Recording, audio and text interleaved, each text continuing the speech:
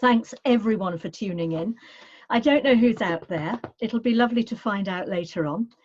I'm going to share the screen as we go, and the first 4 pages are just showing the sources, and I can talk over them a bit.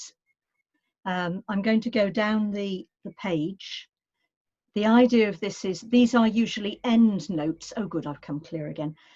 But I've put the end notes at the beginning so that anyone who's watching this on video later on, you don't have to jiggle about looking for the sources. There they are at the beginning. So we've got primary sources, 2 pages, secondary sources, 2 pages. And just to give a breathing space while people are anyone else is logging on. Right. Very brief autobiography. I know it was printed as well. I've been teaching for 40 odd years in this country and overseas. As well as that, my passions have been folk music in all its forms and history. So a good marriage for historical dance. I now run a social enterprise based on those 2 interests. We get people with disabilities to do amazing things with music, and we work with historic buildings, animating them with early music and dance. Okay. I also want to thank Lottie and everybody else for supporting me and all the other speakers in this. So there is a picture of John Playford at the age of 38. I've got, yes, had lots of help from all sorts of people on this, and I need to say any errors are mine. You will spot some discrepancies here and there, such as Playford's age and the date. Some of you will know there were different calendars in use at the time. If you're counting up numbers of dances, it depends which edition of Playford or Sharp or whoever you're looking at. So if you spot a real error, it's my fault. Let Peter know at the end and I'll put it right. But it might just be a historical discrepancy that happens. And another sort of apology, I'm going to be talking about England because we talked about the English dancing master. Apologies to people from other parts of Britain. I'm sure you'll be tolerant. Right, next slide. Here we go. So I'm going to talk about the book and then talk about possibly why he published it. Here's his biography. You might take a minute just to look down those facts.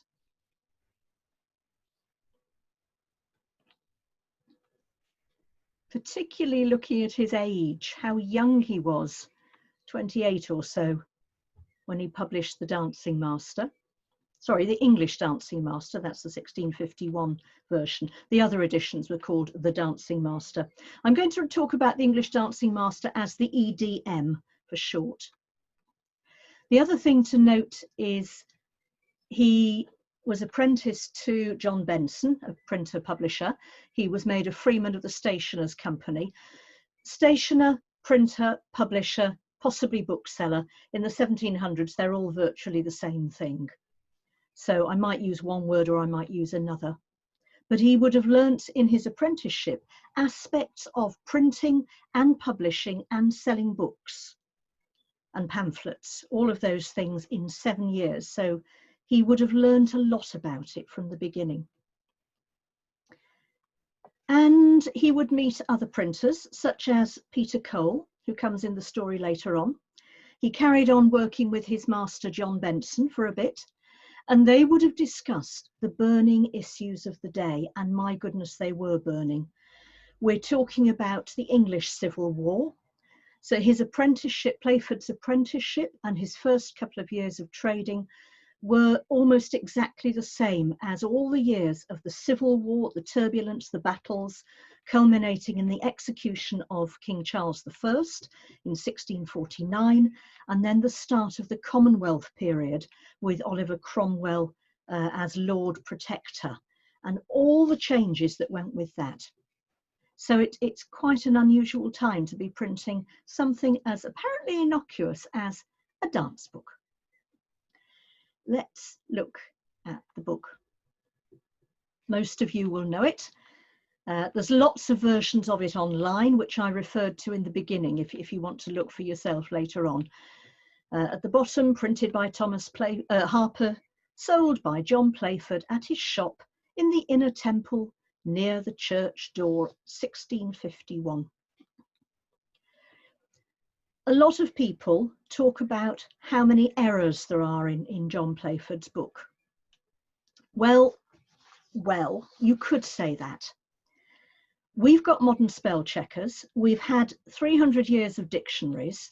So it's easy to criticise. Oh, look, a spelling mistake.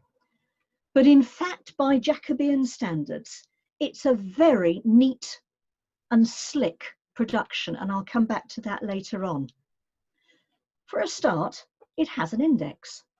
So let's look at the index and find out what sort of errors there are, if they are errors. That's the preface for the book. Sorry, I'll come back to that later on.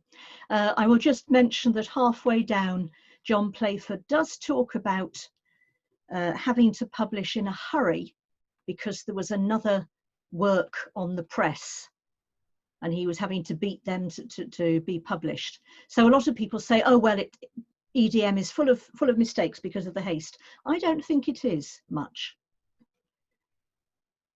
Here is one page of the index. It's the third page.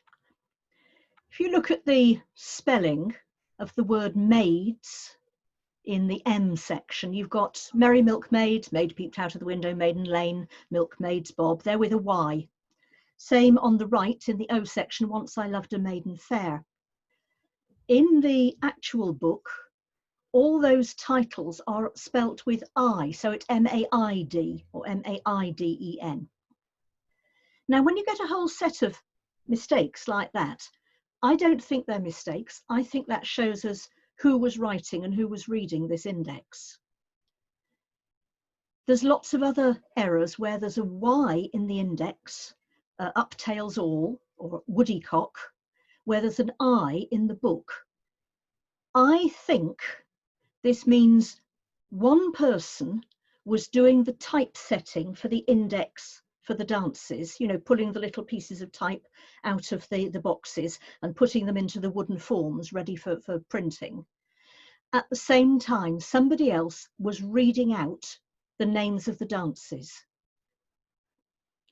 And I think that the person who was doing the index was spelling words as he, or possibly she, but I'll call them male, as he was used to. And he put Y's in things. So he carried on doing that all the way through. Playford says in the preface, he had an excellent copy by him. I think that's the copy that might have been read out to the indexer. Another reason I think that is that in modern word phrases, ways of looking at things, it's not in alphabetical order. If you look at the P, for example, you've got P-A, P-I, P-E, P-R. Everything's beginning with P, but the next letter is not right. If the indexer is listening to someone reading out the dances and he's frantically trying to put the dances in the right initial letter, he won't have time to put them all in exact order. So there might be another reason why the index is not exact, but I think that suggests to me how it was being put together. There are other consistent discrepancies. For example, in the index, there are double letters for things like goddesses, G-O-D-D, bob, B-O-B-B, jig, jeg, 2 G's, aniseed, and so on. And sorry, they have a single consonant in the index where they have a double consonant in the book. So they have jeg with 2 G's in the book itself. So again, I think it's 2 separate people who wrote the book. And I'll pass on for that. There's another couple of bits. I don't think these errors matter. In the 17th century, people did not mind about that. And even the idea of an index is actually a very new idea. Very few thick books had indexes or indices in those days. Right, let's move on to some of the dances. Change screen. The most obvious thing about Playford's dances is in one book of 105 dances, the incredible variety. They are all, yes, they've got certain things that are the same. They're all for groups or sets of couples, except for Confess, which is for 3 people, a bit like this picture here, which some of you will recognise. I'm not going to go into every single dance. There isn't time. Maybe another time. So all the figures, all the dances are for couples. All of them are based on geometric figures. They're based on circles, squares, straight lines, and they're based on the pattern made by the track of the dancer's feet on the floor. They all the long waist sets all have a top and a bottom. So they would fit not only the shape, but the concept of a great hall with the high table, which is topped not only at one end, but in social terms. But within those parameters, they're all couple dances, they're all geometric. We have variations such as Upon a Summer's Day, which is a gentle, self-contained dance. Or Parson's Farewell, where you hurtle around the dance floor at speed. We have dances like Irish Lady or Punk's Delight, which are complex and you take about an hour to learn them. So you'd need to be of the classes that has enough leisure, enough money to learn from probably from a dancing master, or it could be from a book. We also have romps like Goddesses or Hockley in the Hole. Hockley in the Hole is virtually the same as the barn dance or the bush dance called Johnny Fetch Your Wife Back. And it takes about 3 seconds to learn. Top couple, gallop down, gallop back, and etc., etc. So there's a lot of variety as well as the shapes. Okay, I've talked about hurtling. What speed might the dances go? Now, Cecil Sharp, for whom and for whose work I have the greatest respect, taught all the Playford dances to the country dance clubs that he set up, using what he called running step, which is a light, springy walk and almost totally on the balls of the feet. He included singles and probably doubles with that as well. He advised against fancy footwork except for the slip step. So he didn't put in the Coranto, but actually his approach, this light, springy, energetic, moving approach, tallies with advice from people like Thomas Morley, 1597, who wrote the courant or the Coranto step. Traversing and running is which measure for our country dances are made. So for nearly all the dances, we're talking lively, we're talking energetic. Unfortunately, many modern country dance clubs have ended up, for various reasons, doing the flat walk, which is sometimes called the Playford plod. And they're quite astonished to encounter any other way of dancing. Now, I think this means they're cutting themselves off from doing some really interesting dances which need speed. And they need skip step or Coranto step, whatever you're going to do, but you need to hurtle. This dance is the night piece on your screen. If you look at the second section, you will see that it says, first couple, cross over, fall into the second place, cross again, fall into the end, into the end place. You have 4 bars, that's 8 steps, to do all of that. Cross foot into the next place, cross and cast to the bottom.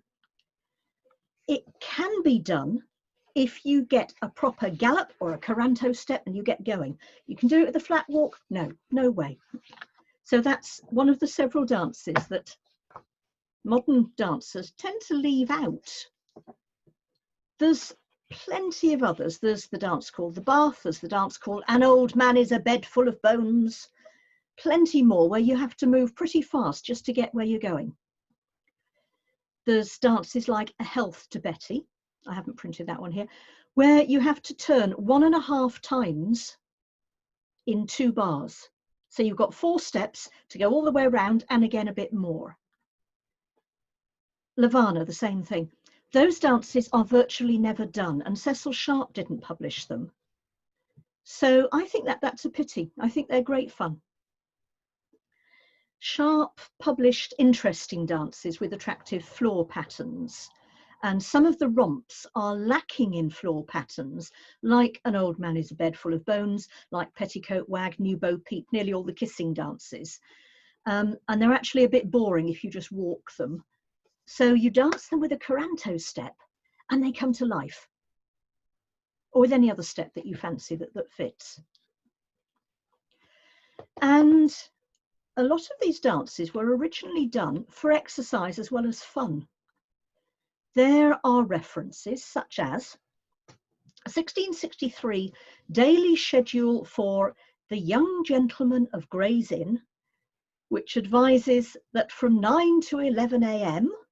there should be harmless exercise of fencing, dancing, etc. And there's lots of other references. And at the labouring people's end of the social spectrum, not the gentleman end, there are hundreds, literally hundreds, of 17th century references to dancing. And they use words like jigging and leaping. And you get nearly 400 references to people being prosecuted for brawling or disorderly behaviour in the middle of dancing. So doing these dances with energy is totally in the Jacobean spirit. Now, progression in dances. Let's go to the next slide. There are, by progression, I don't mean everybody changing partners with everybody else. There are some where you do that in some of the square dances. But every couple having a go at being the active couple, which is usually at the top. That's what I mean by progression. For the square dances, either the little squares like Cuckolds All a Row, or the bigger squares like Hyde Park for 8 people. You don't need a progression because the choreography builds it in. You dance with everybody else anyway.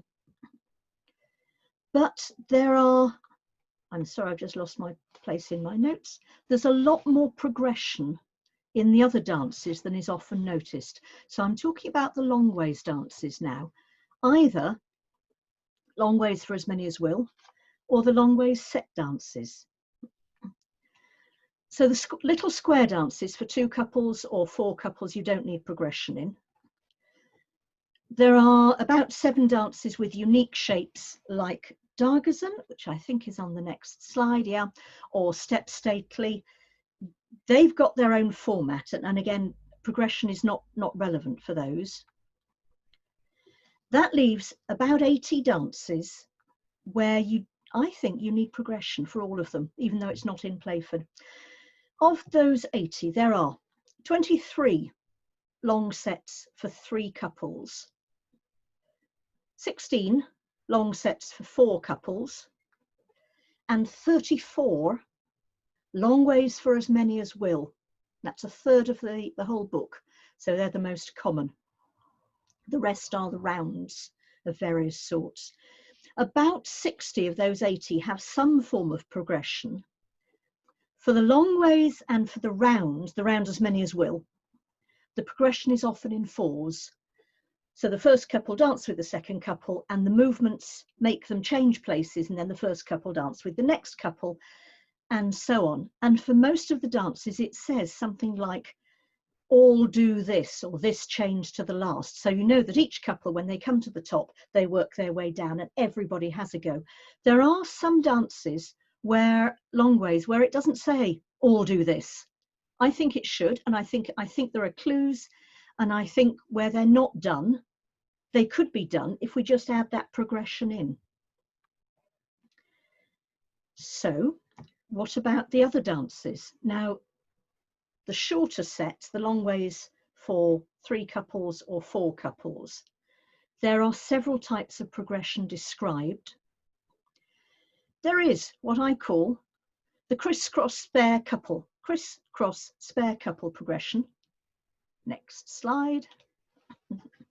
As in Millicent's jig. And you can see in the third figure, you've got first man change places with the second woman, and first woman changes with the second man. That's first corners cross, second corners cross. The last couple change, and then the first couple who are in middle place repeat all that. Corners cross, the spare one change. Everybody turns single, and magic. You're in a new place and you start the whole dance again. This is a bit unusual to a lot of modern country dance clubs. I don't know who's watching. If you look at the CDs, excuse me just 1 minute. The CDs that are published for country dance clubs by wonderful bands like Belshazzar's Feast and all the American bands. Marvellous music. A lot of them, they only go 3 times through for a 3-couple dance, which is actually very short. But if you're going to do a progression, then everybody gets to go at the top. And I think it makes a lot more sense as a dance. That 3 ways progression also comes in the night piece and 1 or 2 others. There's another sort of progression, and that's a zigzag, like picking up sticks. So each person changes at the top and everybody gets a go. And there is another progression which I call loop the loop. Lady Lie Near Me, for an example, that's on your screen, where the first couple go down a couple, they dance or they kiss or they turn, then they go down another couple, dance, kiss, turn, set and turn, single, down again, down again. So each couple in turn is working their way down. Okay, so there's several different sorts of progression here for all the shorter sets, the 20-odd 3-couple sets. What there is not is the progression that HDS usually teaches, which is when you're doing a 3-couple set, or sometimes a 4-couple set, you do the upper double and back, and the first couple, they do 1 upper double and back, and while everybody else is doing the second upper double, the first couple cast to the end of the set. So you've got the progression right at the beginning. It's always felt a bit odd to me, but it works. What I'd love to know is who invented it and why, and where does it come from? I couldn't find it anywhere in Playford 1651, this business of couples going down to the end. And there are plenty of, or some dances actually, where that progression won't work. If you've got a dance where, sorry, lost my place in the notes, where either in the introduction or the first figure, everybody casts, or in the first figure, everybody gallops from one side of the room to the other, Petticoat Wag or Prince Rupert's March, and you've just had the first couple casting, I think it's going to be a big confusion. The first couple have cast to the end, and then everybody has to cast again. Where have the first couple ended up? So the HDS cast, this first couple down, I don't think always works. Well, I know it won't always work. And again, you're cutting out a lot of dances. So I propose that these progressions that are already in Playford, like the crisscross odd couple, might be used in other dances where they would fit in. And I'm also going to propose a different sort of progression which might work as an alternative to the HDS progression. And that is using any dances that have got a hey in them. Woodycock, Beggar Boy, Grimstock, Cheerily and Merrily, hundreds of them. If you finish the hey and the top couple are back at place a minute or two, second or two before the rest of the dancers, they can then cast to the end. And it's nearly always the end of the dance anyway. I think that fits better. You can do it if it's a single hey, so the man casts first and then the woman casts later, or both together. So that's a proposal which I think we can use without injury to the Playford tradition. And when you think of how many other 17th century dances there are written not in Playford, I think this loose approach is acceptable. Bit of a risk there. It's mentioned in the primary sources, something like 80 other dances written down in the 1600s, some of which are in Playford, some of which are not, but some of which are the same as Playford, some of which vary. So I'm recommending anybody interested in Playford to look at the 1651 dances again and maybe experiment. Right, just going to shunter through a couple of other slides.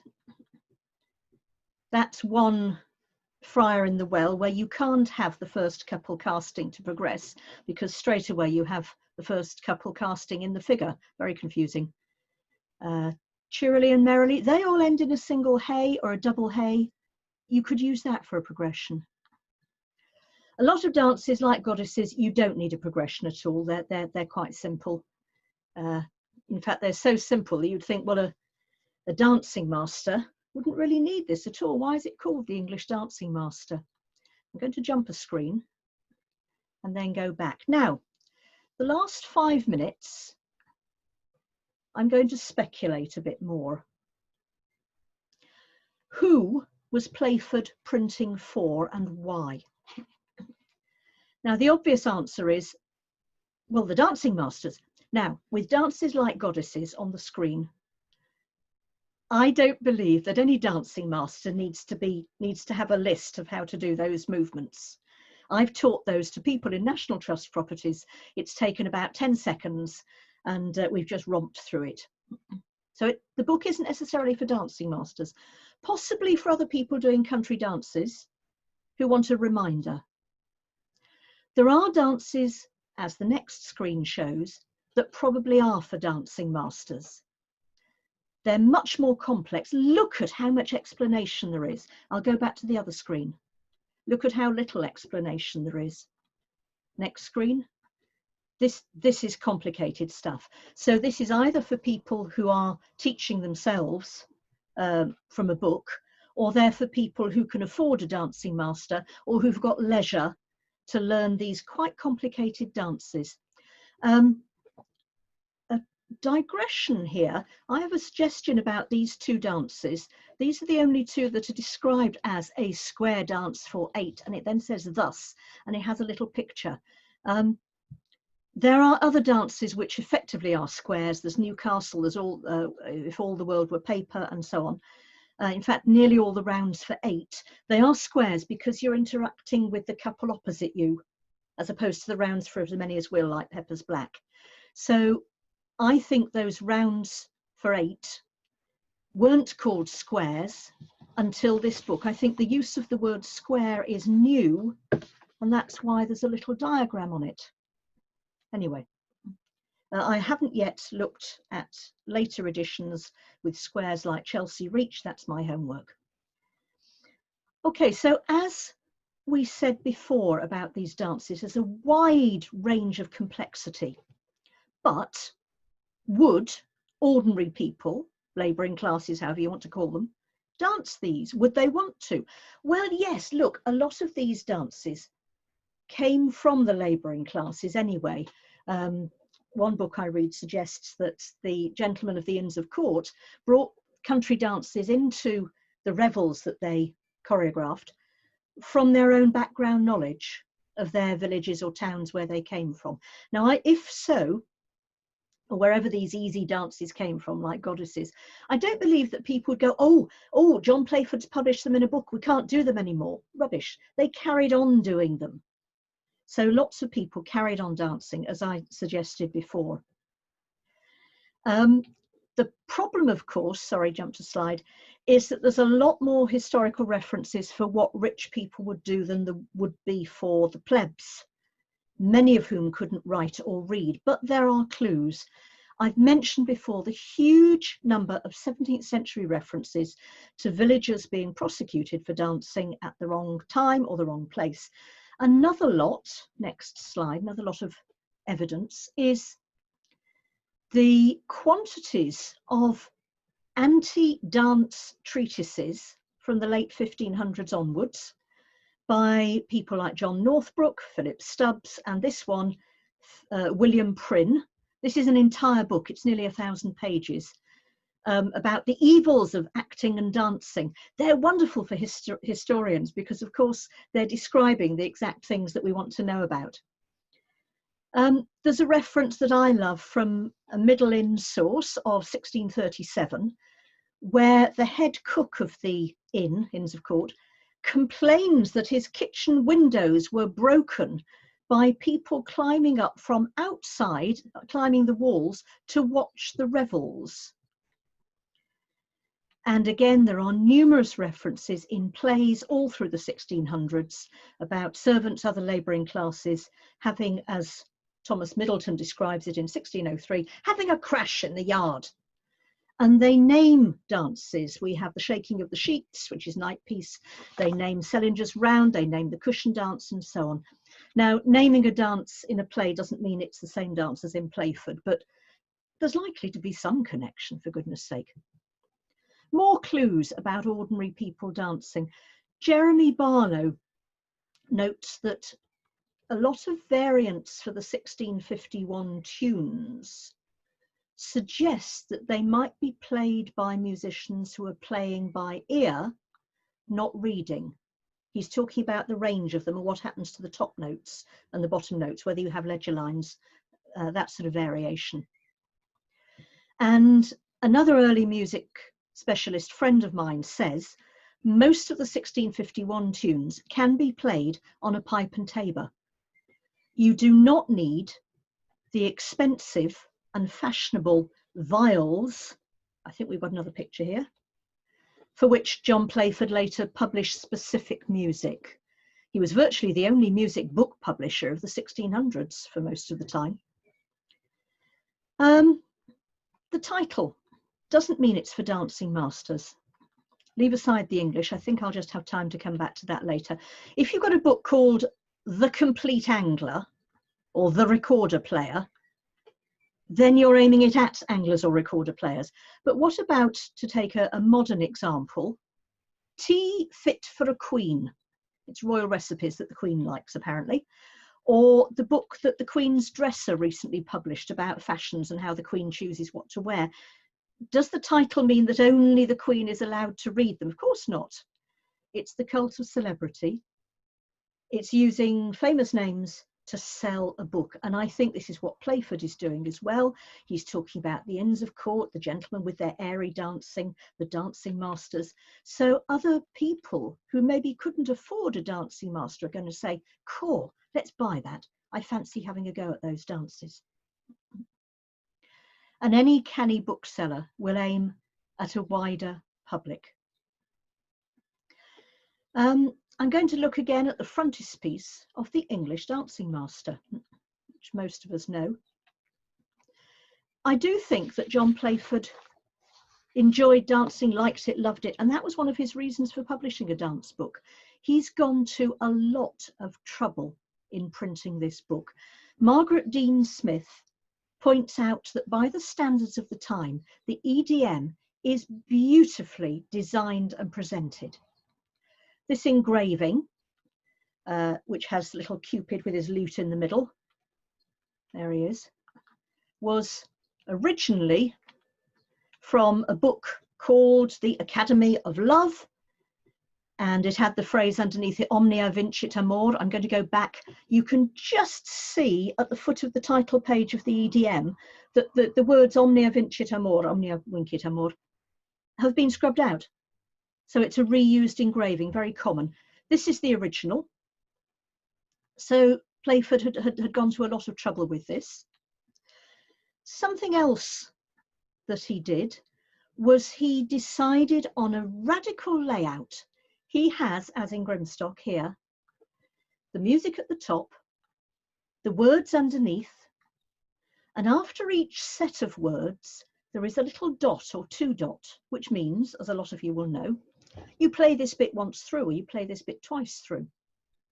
And then you go to the next phrase on the right of the page. And you play that phrase once for the first couple and then again for the other couples. Now, I think Playford invented that. I'm open to correction on that by people who know more about it. But the books for Caruso and Negri in the 1600s They just have sentences and sentences and sentences describing the dances. Music, separate engraving on another page. So there's lots of discussion. How long does this bit take? Arbeau in 1588, of course, had a different solution. He printed the music down the side of the page, sideways. His printer must have cursed him. And then he has little instructions next to each phrase. So that's the same idea in a different way. Whether Playford knew about Arbeau, I don't know. But certainly, as far as I know, this is the first time in English anybody has done this really careful music typesetting.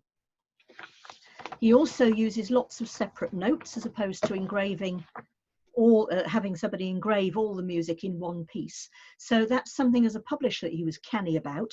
He went on publishing lots and lots of music books using all these notes which were carved in woodblock, separate little carvings.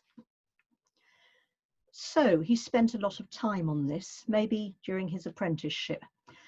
I'm going to look again at his life. I'm a bit over time, but I think I'm going to be okay, another 2-3 minutes.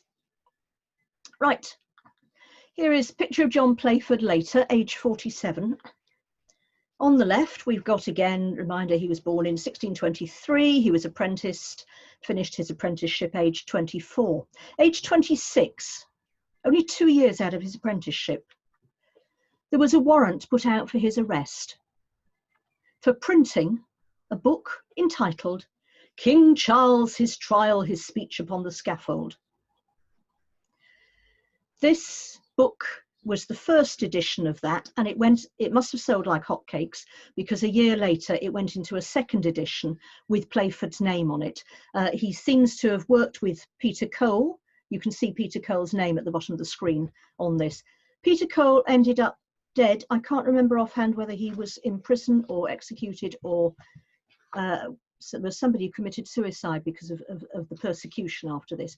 It was a risky business, printing stuff that supported the royalists. So Playford wasn't executed, or well, of course he wasn't executed, stupid remark. He wasn't put in prison or anything. He must have he must have got out of this somehow. We don't know how. Maybe he had friends in high places. But he obviously wanted to carry on supporting the king in some way. And I think that is another reason why he published these dances. Yes, nobody else had published dances. Yes, he liked dances. He had this idea for a really neat dance book. Yes, he thought lots of people would buy it. He was right. But also, a lot of the dances have royal names to them.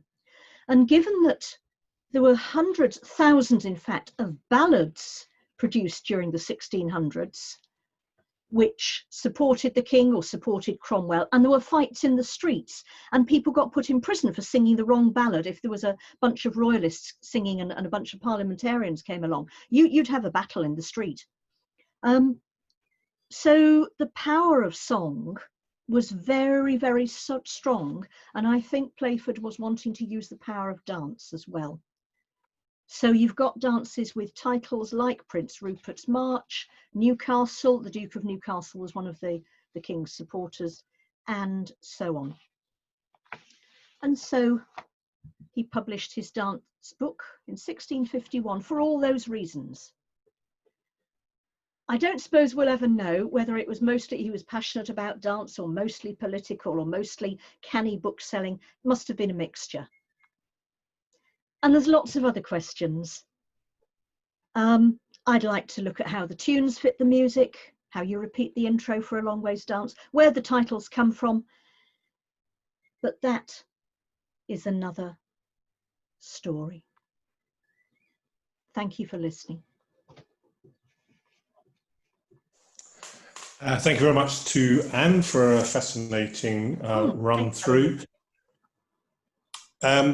We've got a few minutes before we wrap up in time for 8 o'clock for any questions. So as I said earlier on, if you have a question you'd like to ask, please type it in the chat box, which you'll find via the bottom of your screen, and making sure that you address it to everyone and press send. and I'll pick those up and ask Anne. Now, as we've been going along, a couple of questions have come in, Anne, so we'll get going with those.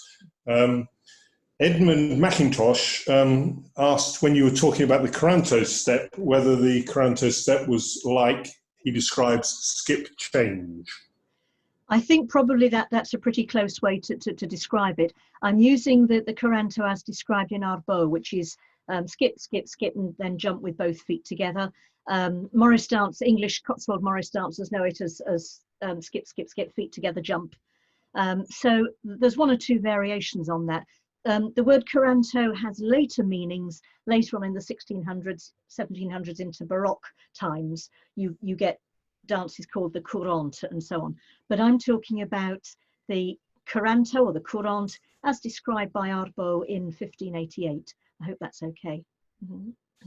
Okay, thank you. And then the second one of two questions asked. Ilona started a trail that went on a bit in chat about the meanings of dance titles, and you alluded to that at the end. And I know this might be anticipating a bit what you might say in a further presentation, but she was wondering whether you're aware of any research about such titles. And she suggests maybe honouring an event, a castle, a place. You've already alluded to Newcastle, for instance, and we all know that Maiden Lane is a street in London. Yeah. But there are a couple of references, one to Tamsin Lewis's work, Whitlock's article in Folk Music Journal, and then Tabitha referenced Cuckold's All in a Rose, a popular song tune. But I wondered if you got anything to add to that. It does need more homework. Yes, about half of the dance titles have been identified as being belonging to ballads of some sort, like Cuckold's All a Row. And I haven't been able to get all, because of lockdown, I haven't been able to access all the research I wanted to. So at least half the titles are ballads of some sort. Well, again, that's good, canny publishing. You know, it's like we know songs from musicals, like The Sound of Music or Andrew Lloyd Webber. We could sing those happily. So people at the time would know songs that were going the rounds anyway. Something like 10 or a dozen titles allude to plays, probably more, but certainly 10 or a dozen are fairly easy to identify. I think Keith Whitlock's article, fascinating article, 1999, that I think, in the Folk Music Journal, I think he over-eggs the pudding a bit. He makes some very tenuous connections, such as Parson's Farewell being called after a play that's got a parson in it. And I think, you know, no, there was a Mr. Parson, a dance master, that's more likely.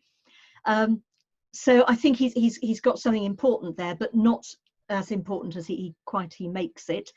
So mostly ballad titles, a lot from plays, perhaps a dozen or maybe 20 with royal connections. And yes, I would like to do more research on that. Thank you. Any further questions? Please jot them into in the chat. Otherwise, we'll draw ourselves to a close. Anne Daye's helpfully added to something you just said, and that the drama links match with dance moments in the plays. And Grace in Mask is an obvious one from a court mask.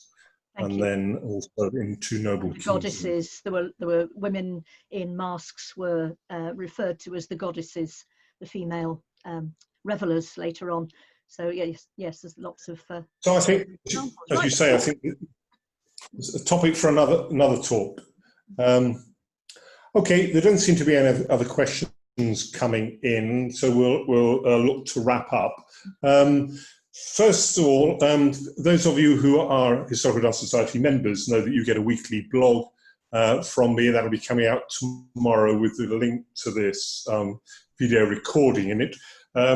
You'll be fascinating to know that tomorrow's first edition Playford tune, which I thought was not danced enough, is in fact Lady Lie Near Me, which Anne talked about earlier on. If that doesn't make any sense to you because you're not an HDS member, access to these presentations are free to anyone, but we'd be delighted to welcome you as a member, and you can join for not a princely sum by going to the Historical Dance website, and you can join online. Just before we finish with Playford, though, we are giving serious consideration at the moment to putting on a weekend of Playford activity, maybe some dance workshops, some talks, maybe some step tutorials or whatever. Our mind is open. Over a couple of days via a Zoom platform. There'll probably be a minor charge for it. We are looking for people who might be interested to present on that. So if you're listening to this thinking, actually, that could be my big moment, I'd like to have a half hour or an hour on a Saturday or Sunday afternoon, please contact me. I'm Peter Barnard through the Historical Dance Society. Otherwise, a big thank you to Anne. Next week, we're back at a slightly different time of 8 o'clock start rather than 7 o'clock. It's the only one that will be a later start, when we'll be welcoming Philippa Waite, and she'll be talking about choreography in the Baroque style, influences and inspirations. Have another look at the YouTube channel for our talks and some demonstrations of dances. Otherwise, thank you very much for listening and watching. Thank you to Anne. See you this time next week. It's now nearly 8 o'clock. Goodbye. Bye.